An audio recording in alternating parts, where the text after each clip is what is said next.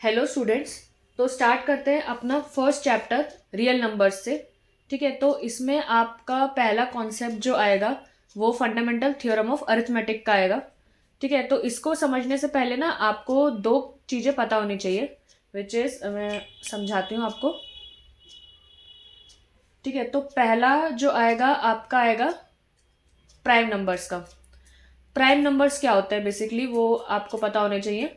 तो prime numbers वो numbers होते हैं जिनको आप आगे फैक्टराइज नहीं कर सकते। For example 2, 3, 7, 11, 13 and so on. ठीक है, ये होते हैं प्राइम नंबर्स, आप इनको आगे फैक्टराइज करके नहीं लिख सकते। ठीक है, और दूसरे आते हैं आपके कॉम्पोजिट नंबर। ठीक है, तो कॉम्पोजिट नंबर क्या होते हैं आपके, जैसे कि 12 हो गया, 14 हो गया, इसको आप आगे फैक्टराइज करके लिख सकते हो। लाइक 4 into 3, 4 को भी आप आगे फैक्टराइज कर सकते हो 2 into 2। ठीक है, 14 को आप लिख सकते हो 7 into 2। ठीक है, आप 18 को लिख सकते हो 9 into 2 एंड 9 को फिर आप 3 into 3 लिख सकते हो। तो ये सारे नंबर्स आपके कॉम्पोजिट नंबर्स में आते हैं क्योंकि आप इनको फैक्टराइज कर सकते हो आगे। बट प्राइम नंबर्स जो है आपके आगे फैक्टराइज नहीं हो सकते। ठीक है, तो ये दोनों चीज आपको पता होनी बहुत जरूरी है। ठीक है, आगे हम जो कॉन्सेप्ट समझेंगे उसके लिए। तो अब पीडीएफ पे चलते हैं। तो आपका जो इसमें पहला कॉन्सेप्ट आएगा वो है फंडामेंटल थ्योरम ऑफ अरिथमेटिक का। तो इसकी हम डेफिनेशन समझते हैं पहले, फिर मैं आपको इसको और अच्छे से समझाती हूँ। देखो, तो इसमें क्या है, every composite number can be expressed as a product of primes. तो पहली बात तो कंपोजिट नंबर की बात हो रही है यहाँ पर। ठीक है, तो कंपोजिट नंबर, प्राइम नंबर्स को आप आगे फैक्टराइज नहीं कर सकते, तो सारे कंपोजिट नंबर्स को जब आप फैक्टराइज करके लिखोगे as a product of primes, primes में ब्रेक करोगे उन सबको, और ये जो फैक्टराइजेशन होगा ये आपका यूनिक होगा। दिखा ना, दिस फैक्टराइजेशन इज यूनिक। तो आपका ये जो पूरा फैक्टराइजेशन हो वो यूनिक होगा। And apart from the order, order matter नहीं करता, आप किसी को 7 into 2 लिखो या 2 into 7 लिखो, वो आपका एक ही रहता है। ठीक है, तो आपका यहाँ पे सबसे इंपॉर्टेंट चीज तो एक ही कंपोजिट नंबर की है कि आपका जो नंबर होगा जिसका आप फैक्टराइज करके लिखोगे आप, कंपोजिट नंबर होगा, और हर फैक्टराइजेशन का सबका यूनिक होगा। फॉर एग्जाम्पल, जैसे आपके बुक में एग्जाम्पल दिए हुए हैं, पहला एग्जाम्पल है आपका इसमें 1771 का। ठीक है, तो 1771 को आप अगर फैक्टराइज करके लिखो तो विच इज 7 into 11 into 23। ठीक है, तो ये जो आपका फैक्टराइजेशन होगा ये आपका यूनिक है। 7 into 11 into 23 किसी और का फैक्टराइजेशन नहीं होगा। ठीक है, जैसे 5313 है, इसका फैक्टराइजेशन करके इन्होंने ये लिखा है 3 into 7 into 11 into 23। तो ये भी यूनिक है, किसी और दूसरे नंबर का सेम फैक्टराइजेशन नहीं होगा। इसलिए उसमें लिखा था कि जो एवरी फैक्टराइजेशन इज यूनिक, आपका सबका जो हर नंबर का फैक्टराइजेशन होगा वो यूनिक होगा।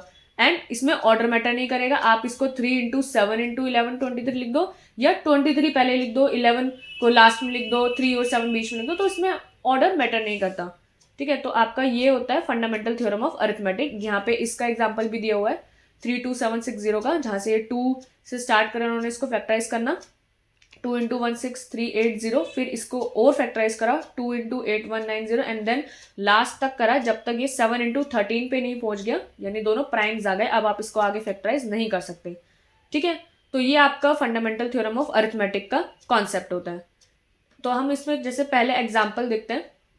पहले एग्जाम्पल कहते हैं कि कंसिडर द नंबर्स 4 की power n where n is a natural number. तो check whether there is any value of n for which 4 की power n ends with a digit 0।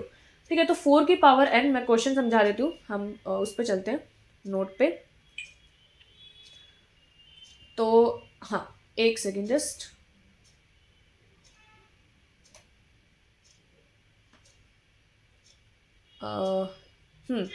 Okay, सो आपका जो 4 की पावर, हाँ क्वेश्चन था आपका कि क्या 4 की पावर n, जहाँ पे हम n जो है कोई भी नेचुरल नंबर है, n belongs to a natural number, तो n की कोई भी वैल्यू रखने पर क्या 4 की पावर n का जो एंड डिजिट होगा, आपका एंड डिजिट, क्या वो 0 हो सकता है?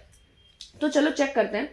तो जब अगर आप 4 की पावर, देखो कोई भी नंबर में अगर 0 आ रहा है, लाइक जैसे नंबर है 10 हो गया, 20 हो गया, तो इनके जो मल्टीपल्स होंगे ना वो सारे, सबकी एंड डिजिट 0 होगी।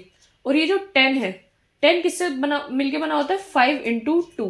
तो कोई भी नंबर जिसमें अगर एंड डिजिट 0 आ रही है तो उसमें 5 और 2 तो होने ही चाहिए उसके फैक्टराइजेशन में, तभी मिलके आपका 10 बनेगा और उसकी एंड डिजिट 0 होगी। तो क्या 4 की पावर n में कभी 5 और 2 दोनों आ सकते हैं? अगर आप n को 1 रखते हो तो 4 की पावर 1 आती है विच इज 4।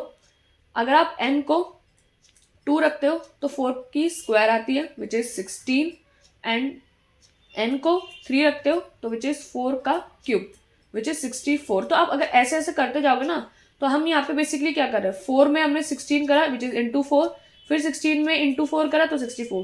तो देखो हम 4 को मल्टीप्लाई कर रहे हैं विच इज 2 इंटू 2, यहाँ भी 4 को मल्टीप्लाई करें 2 इंटू 2, बट आपका 5 यहाँ पे कहीं पर भी है नहीं।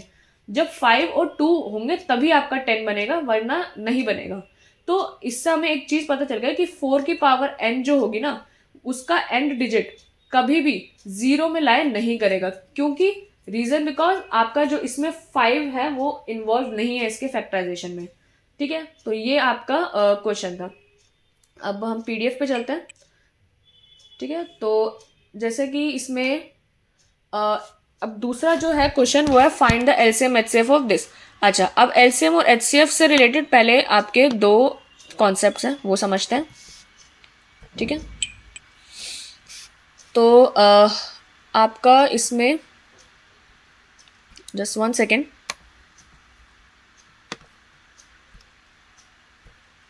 ओके, सो पहले तो हम इसमें समझते हैं एचसीएफ क्या होता है।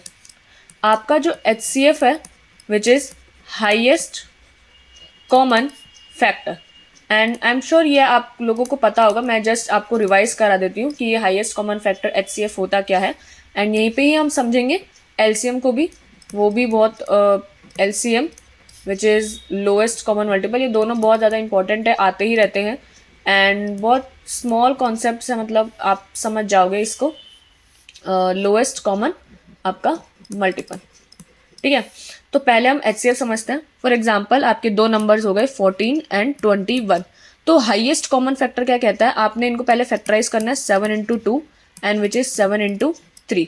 तो आपका एचसीएफ कहता है कि इन दोनों के फैक्टराइजेशन में जो हाईएस्ट कॉमन होगा, दोनों में से जो हाईएस्ट कॉमन निकल सकता है वो आपका एचसीएफ होता है विच इज 7 ही है जो इसमें हाईएस्ट कॉमन निकल सकता है, और आप 2 और 3 दोनों कॉमन नहीं है तो इसका एचसीएफ 7 हो जाता है। ठीक है, तो ऐसे हम एचसीएफ निकालते हैं। जैसे दूसरे एग्जाम्पल ले लेते हैं विच इज 15 एंड 30। ठीक है, तो 15 एंड 30 क्या कहता है, लाइक अगर आप इसको फैक्टराइज करके लिखोगे विच इज 5 इंटू 3 एंड ये होता है 5 इंटू 6, और उसको और फैक्टराइज करके लिखोगे तो ये 2 इंटू 3 में भी हो जाएगा। तो आपका एचसीएफ के लिए इन दोनों में हाईएस्ट कॉमन फैक्टर क्या होगा, एक तो 5, एक आपका 3। बस देखो 5 और 3, 5 और 3, यही आपके दोनों में से कॉमन निकलते हैं। ठीक है, तो इसका एचसीएफ क्या हो जाएगा 15। 2 नहीं आएगा क्योंकि 2 इधर नहीं है, तो ये आपका एचसीएफ होता है। एंड एलसीएम की अगर हम बात करें, जैसे अभी हम इन्हीं क्वेश्चंस में अगर हम एलसीएम निकालें तो एलसीएम कैसे निकालेंगे, देखो 14 और 21 में एलसीएम आपको होता है लोएस्ट कॉमन मल्टीपल। अगर हम दोनों को यहाँ पे लिखे 7 इंटू 2 और 7 इंटू 3, तो इनमें से जो लोएस्ट इनमें कॉमन मल्टीपल, तो इसका में जैसे ये 7 है और इधर 7 है, तो आपका इधर अगर आप एलसीएम लोगे तो इधर इसको एक बार लिखोगे एलसीएम के लिए, एंड 2 और 3 दोनों में अलग अलग है तो आप इसको 2 और 3 को पूरा पूरा लिखोगे, तो इधर जो आपका इन दोनों का एलसीएम बन जाता है which is 7 2 14 and 14 3 which is 3 4 12 3 42, 14 3 42 and ये आपका दोनों का एलसीएम आता है। तो एचसीएफ में हाईएस्ट कॉमन फैक्टर निकालते हो आप, दोनों में से जो हाईएस्ट कॉमन फैक्टर होगा वो आप लिखोगे, और एलसीएम में आपका जो लोएस्ट कॉमन मल्टीपल, यानी जो दोनों का आप फैक्टराइज करोगे और फिर इनमें से जो आपका कॉमन होगा उसको आप एक बार लिखोगे एंड बाकी जो अनकॉमन पार्ट है उसको आप पूरा पूरा लिखोगे, तो आपका ये एलसीएम आ जाता है। ठीक है, अब यहाँ पे आपका एक दूसरा कॉन्सेप्ट आता है, एक सेकेंड मैं दूसरा कॉन्सेप्ट बताती हूँ। ठीक है, तो अब आपका यहाँ पे एक दूसरा कॉन्सेप्ट आता है, second concept which is number 1 into number 2 is equals to HCF into LCM. ये क्या कहता है, ये आपका एक थ्योरम है, थ्योरम कह लो या आपका कॉन्सेप्ट है, इसी के बेसिस पे आपका नेक्स्ट एक्सरसाइज पूरी की पूरी बेस्ड है इस पे। तो वो ये कहता है कि आपका कोई भी जो दो नंबर हो गए, हमने अभी जैसे ऊपर लिया था ना एग्जाम्पल 14 और 21 का, तो 14 और 21 में एचसीएफ जो है विच इज 7 एंड एलसीएम क्या है आपका 42, जो दोनों में कॉमन मल्टीपल है इन दोनों का। 14 3 ज़ा 42 एंड 21 इंटू 2 इज 42। ठीक है, तो जब आप इन दोनों को इस थ्योरम को प्रूव करोगे ना, तो number 1 into number 2 which is 14 into 21 is equals to HCF into LCM। इन दोनों का जो HCF होगा और LCM को मल्टीप्लाई करोगे तो इन दोनों के नंबर के प्रोडक्ट के बराबर होगा आपका 7 इंटू 42।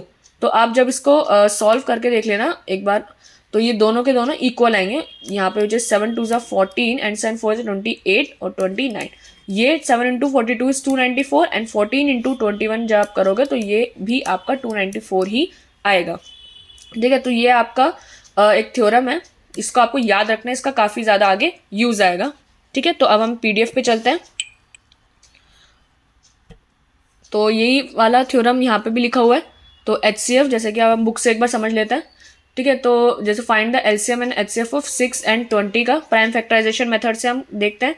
तो 6 क्या होता है आपका 2 इंटू 3 एंड 20 को हम कैसे लिख सकते हैं 2 इंटू 2 इंटू 5 विच इज 4 5 ज़ा 20 एंड दिस। ठीक है, तो आपका जो HCF होगा जो दोनों में हाईएस्ट कॉमन होगा वो होगा। ठीक है, तो HCF आपका कैसे निकालेंगे 6 और 20 का विच इज, अब यहाँ पे देखो हाईएस्ट कॉमन दोनों में क्या है 2 और 2, तो आपका एक बार 2 आ गया। अब 3 दोनों में नहीं है तो 3 नहीं आएगा, और 5 इधर नहीं, इधर है तो इधर नहीं है, तो आपका जो HCF आएगा दोनों का 2 आएगा। ऐसे ही अगर आप LCM देखोगे तो LCM में जो दो कॉमन होगा उसको आप एक बार लिखोगे और बाकी जो अनकॉमन पार्ट होगा उसको आप पूरा पूरा लिखोगे, विच इज 2 यहाँ पे है और 1 यहाँ पे है, तो यहाँ पे एक बार ही 2 लिखा, फिर एक 2 यहाँ पर है और यहाँ पर तो है नहीं, तो उसको आपको पूरा पूरा लिखना होगा, विच इज 2 का स्क्वायर लिख दिया इन्होंने, बट आप इसको खोल के लिखोगे तो ये 2 इंटू 2 ही है। ठीक है, 3 और 5, 3 एक यहाँ है और एक 5 यहाँ है, तो ये दोनों आपने यहाँ पे लिख दिए। तो ये आपका HCF आ गया, ये आपका LCM आ गया। तो यही लिखा है यहाँ पे, product of all the smallest power of each common prime factor का वो नंबर्स में HCF आता है आपका, और जो LCM होता है आपका जो भी ग्रेटेस्ट पावर होगी सारी जो इसमें लिखी होगी वो होता है आपका LCM। ठीक है, और जो आपकी यहाँ पे थ्योरम लिखी हुई है HCF into LCM is equals to number 1 into number 2 which is इन्होंने इसको A और B लिखा हुआ है, A is 6 and B is 20 करके। ठीक है, तो आपकी वही थ्योरम है जो मैंने आपको अभी समझाई ना, वही वाली आपकी थ्योरम है, HCF into LCM is equals to दोनों नंबर का मल्टीप्लिकेशन। ठीक है, फॉर एग्जाम्पल जैसे आप एग्जाम्पल 3 से समझ सकते हो कि find the HCF of 96 and 404 का बाय प्राइम फैक्टराइजेशन मेथड और हैंस फाइंड देयर LCM। ठीक है, तो आपने HCF, आप इसको पूरा ब्रेक करके लिखोगे तो 96 इज 2 की पावर, जब आप लिखोगे तो ये आएगा 2 इंटू 2 इंटू 2 इंटू 5 बार 2 आएगा विच इज 2 की पावर 5 ना, इंटू 3, तो ये आपका 96 का प्राइम फैक्टराइजेशन हो जाएगा एंड 404 का ये हो जाएगा। ठीक है, तो आपका LCM जैसे मैंने आपको बताया उस मेथड से करोगे तो आपका LCM भी आ जाएगा निकल के। ठीक है, तो वही है find the HCF and LCM of 6, 72 and 120 by using the prime factorization method. ठीक है, तो 6 को जैसे लिखा है इन्होंने 2 इंटू 3, 72 क्या होता है आपका 9 8 ज़ा 72, आप इसको और लिखोगे तो ये 3 का स्क्वायर है, 8 क्या है आपका 2 का क्यूब, तो वही इन्होंने यहाँ पर लिखा। 120 को आप ब्रेक करके लिखोगे तो विच इज 2 का क्यूब इंटू 3 इंटू 5, इसको प्राइम फैक्टराइजेशन मेथड क्या आपका, इसको प्राइम्स में ब्रेक कर लिया। ठीक है, तो HCF अब इन तीनों में कॉमन क्या है, ये और ये, इनमें कॉमन क्या है, एक तो देखो एक 2 यहाँ पर है, एक 2 यहाँ पर बचा और एक 2 यहाँ पर बचा, तो एक 2 तो हमारे यहाँ आ गया। ठीक है, 3 इधर है, 3 इधर है, 3 इधर है, सिर्फ एक इधर ही है तीनों में, तो 3 यहाँ पर आपका एक बार ही आएगा एंड विच इज 6। HCF दोनों का आएगा, और दोनों में और कुछ कॉमन, तीनों में एक साथ कॉमन नहीं है, बाकी 2 इंटू 3 अब यहाँ पे तो पूरा लिख ही दिया है, तो अब इन तीनों में कॉमन कैसे आएगा, तो ये आपका 6 आ गया। ठीक है, LCM भी आपका जो कॉमन है आप उसको एक बार लिखोगे और जो अनकॉमन पार्ट है आप उसको पूरा पूरा लिखोगे। ठीक है, तो विच इज अब जैसे यहाँ पे हमने कॉमन लिख लिया 2 इंटू 3 तो पूरे में कॉमन है।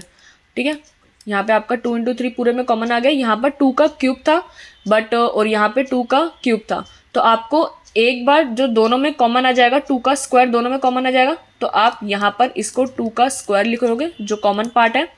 ठीक है, और 3 का स्क्वायर और एक 3 यहाँ पर है, तो आपका जो बड़ा पार्ट है जो कॉमन है वो तो आप एक बार 3 लिखोगे, बट इधर भी एक 3 बच जाएगा तो आप यहाँ पे भी एक और बार 3 लिखोगे। ठीक है, 5 आपका एक बार ही है तो 5 आप एक बार ही लिखोगे, तो ये पूरा बन के क्या हो जाएगा, ये एक 2 ये रहा, एक 2 ये रहा, ये 2 का स्क्वायर है तो 2 का स्क्वायर इंटू 2 विच इज 2 का क्यूब, 3 इंटू 3 इंटू 3 ये अच्छा 3 तो 2 बार, तो मैंने 2 बार लिख दिया। तो यहाँ पर 3 इंटू 3, देखो 3 का स्क्वायर और 3, यहाँ पे सबसे हाईएस्ट जो एक्सपोनेंट है 3 का वो 3 का स्क्वायर है, तो आपका 3 का स्क्वायर यहाँ पर आ जाएगा। एंड 5 आपका एक बार है तो 5 आपका आ जाएगा यहाँ पर, एंड एलसीएम आपका 360 आ जाएगा। ठीक है, तो अब आप यहाँ पे देखो कि यहाँ पे क्या बोले 6 into 72 into 120 is not equal to HCF not into, so the product of 3 prime numbers का is not equal to the product of that. तो 3 में आपका वो मेथड फॉलो नहीं करेगा जो मैंने आपको बताया था ना कि HCF into LCM is equals to number 1 into number 2। ये जो आपका कॉन्सेप्ट है मैं आपको वहां पे समझाती हूँ नोट पे। ठीक है, तो आपका जो ये जो कॉन्सेप्ट है ना ये ओनली एप्लीकेबल है आपके 2 नंबर्स पे, ओनली एप्लीकेबल फॉर 2 नंबर्स। ठीक है, 2 नंबर पे आपका ये एप्लीकेबल होगा, 3 नंबर पे आपका ये HCF इंटू LCM करके जो तीनों नंबर का मल्टीप्लीकेशन करोगे वो इसमें अप्लाई नहीं होगा। ठीक है, तो आपने इसमें 2 चीज़ें समझी और बाकी इस एक्सरसाइज में